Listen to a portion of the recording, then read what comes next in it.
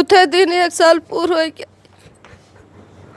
वो दिन कैसे वही दिन बीती हमार 30 अक्टूबर के, कैसे हम वो दिन गुजारा। समझ ले कि 2 रात बीत गया, 2 दिन बीत गया, अभी तक हमरे नींद ना आयल। हॉस्पिटल रहने हैं, परसों रात भर टहरली ना नींद आयल। कल प्रशासन भी थाने से रहने हैं, तब भी हमरे नींद ना आए। दीवान जी डांटे, जा सोवा जा सोवा। आज हमार चिराग रहा लो हमरे पीछे, हमें इतना बड़ा टेंशन न रहा होता। मैं विदेश भेजने वाला था। 7 लोग आए थे बैकाक थाईलैंड से। उन्होंने कहा था कि रामजीत यार तुम सिर्फ आने जाने की व्यवस्था कर दो, रहने खाने की ट्रेनिंग देने की चिंता छोड़ देना, तुम 2 साल में ओलंपिक खिलवा देंगे हम। और उसी के लिए पैसा इकट्ठा करने के लिए मैं घर छोड़ के गया और मैं पैसे के पीछे चला गया। मैं खुद को दोषी मानता।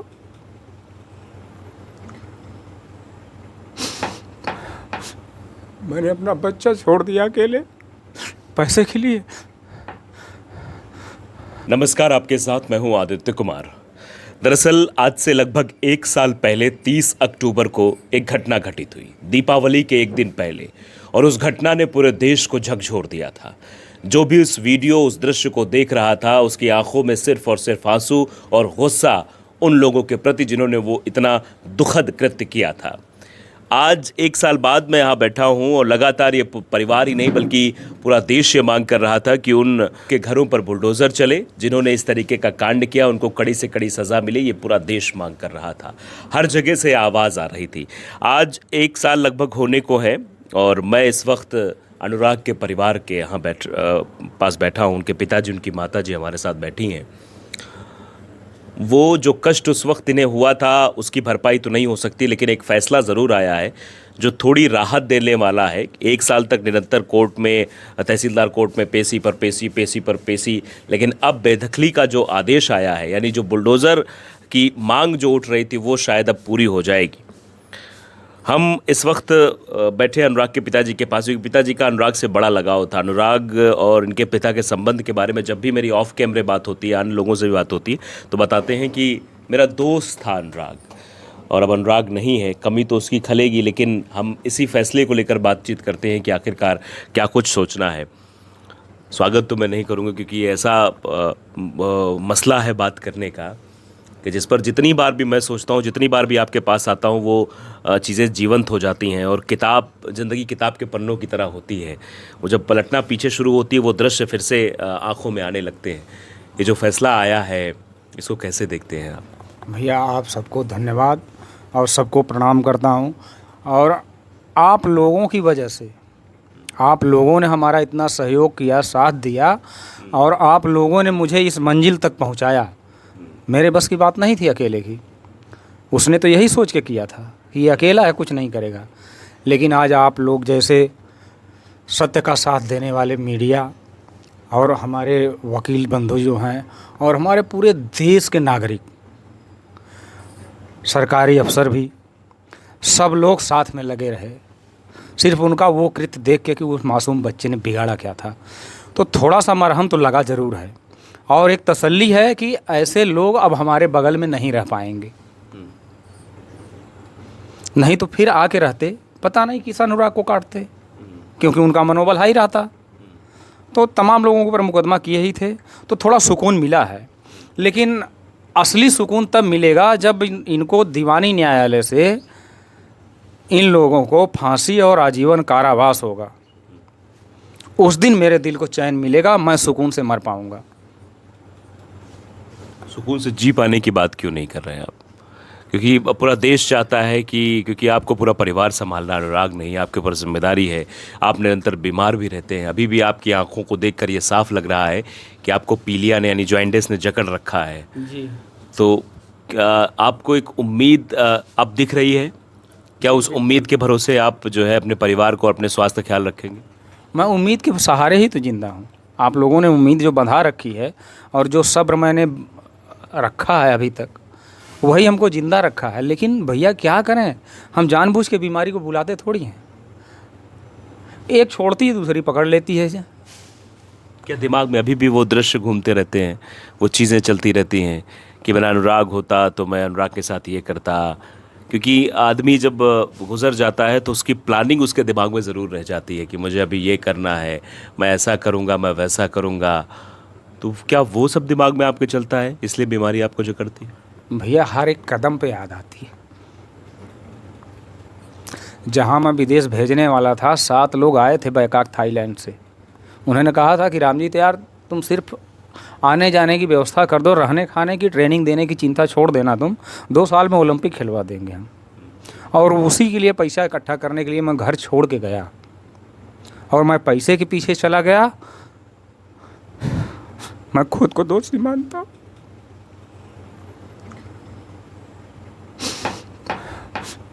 मैंने अपना बच्चा छोड़ दिया अकेले पैसे के लिए।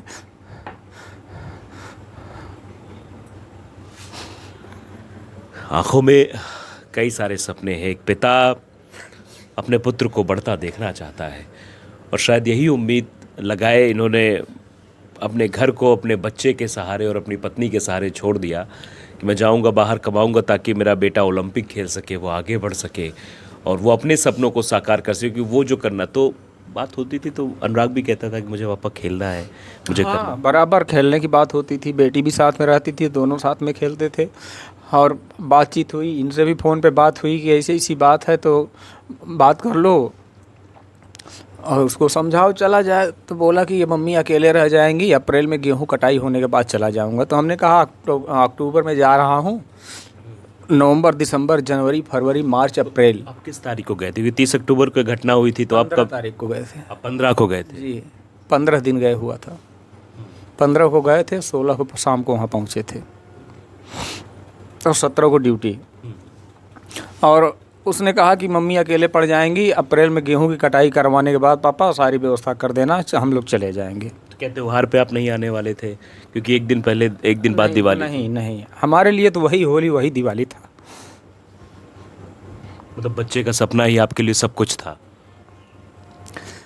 और हमको क्या पता था कि ये निर्दयी ऐसी प्लान बना के बैठा है कि हमारे सारे सपनों को पल में चकनाचूर कर देगा। आप समझिए ये बहुत बड़ी बात है। ये शायद आज तक के इंटरव्यू में मैंने नहीं पूछी और आज जो निकल कर आ रही है कि अपने बेटे को उस काबिल बनाने के लिए पिता ने अपने सारे चीज़ें त्याग दी। कि मतलब त्यौहार जो सबसे महत्वपूर्ण होता है, जैसे सब लोग कहते हैं कि परिवार के लोग साथ रहें, एक साथ मिलकर त्यौहार मनाएं, उस त्यौहार को भी त्याग कर वो चले गए। लेकिन उन्हें नहीं पता था कि उस दिन उनका जाना और उसके बाद 30 अक्टूबर की घटना ये पूरे जीवन को एक ऐसे मोड़ पर लाकर खड़ी कर देगी जहाँ सिर्फ निराशा, आंसू, प्रेम के प्रति चले कुठारघात, ये तमाम तरीके की चीज़ें होंगी। क्योंकि पहले भी इंटरव्यू में मेरी बात हो चुकी किस तरीके से इन्होंने कई बार लालता का साथ भी दिया, उनके परिवार वालों का साथ भी दिया, लेकिन इनको वापसी में क्या मिला ये आप सब जानते हैं। माता जी हैं, माता जी भी हर क्षण जो है अपने बेटे को याद करती रहती। माता जी, अब तो कहा जा रहा है न्याय की उम्मीद आ गई है, बुलडोज़र चलेगा। बॉर्डर चली तो भैया, लेकिन हमारा अनुराग तो नहीं आई है ना। अपने अनुराग के हम पाए जाब, साल भर एक त्योहार हमारे चिराग बुताई हो, हमारे चिराग फिर वापस आई। क्यों कह सकाला, वो फर्ज क्यों निभा सकाला।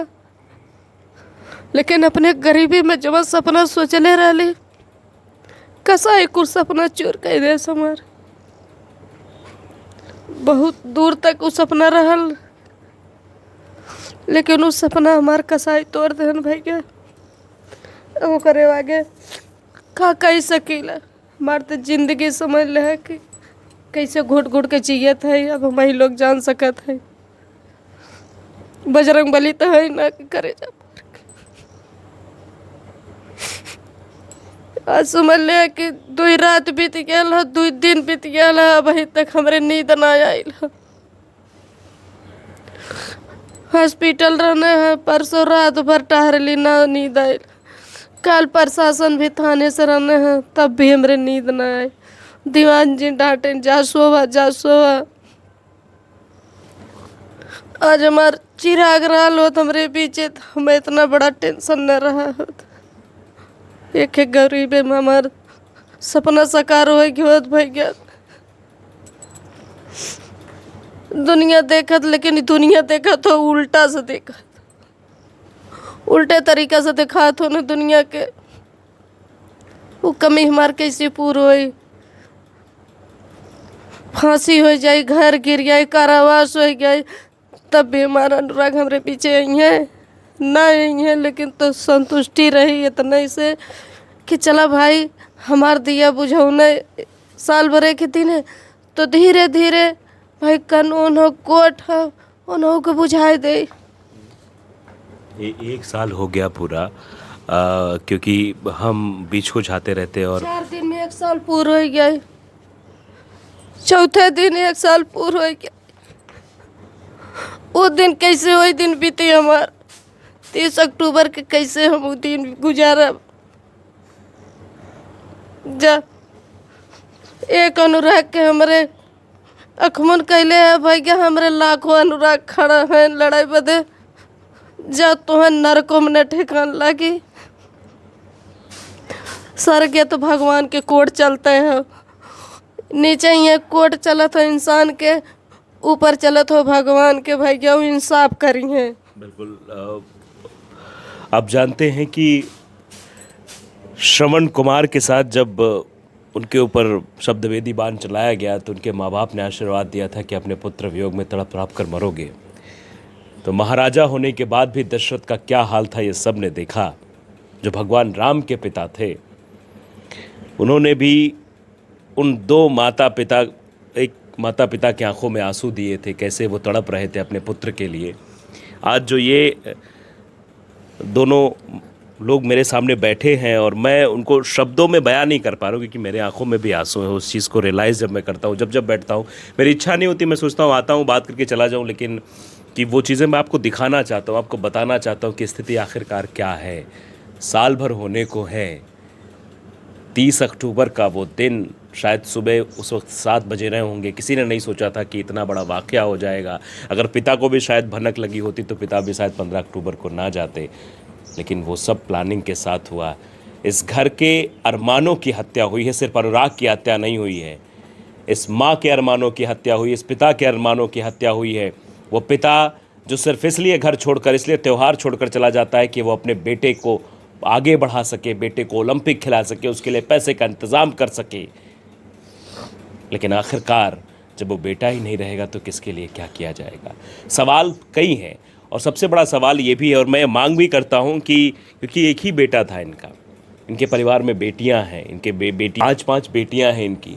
अब इनके परिवार में जब तक किसी को एक को सरकारी नौकरी नहीं दी जाएगी, एक को संबल नहीं बनाया जाएगा, तो परिवार कैसे आगे बढ़ेगा? पिता बेहद लाचार, इनकी स्थिति आप देख रहे हैं। मैं जब आता हूँ इनकी आंखों में आंसू मिलते हैं। अभी इनकी आंखें पूरी तरीके से पीली दिखाई दे रही हैं। अस्पताल से कल डिस्चार्ज होकर आए हैं। इस परिवार का भरण पोषण कौन करेगा? इस परिवार को संबल कौन बनाएगा?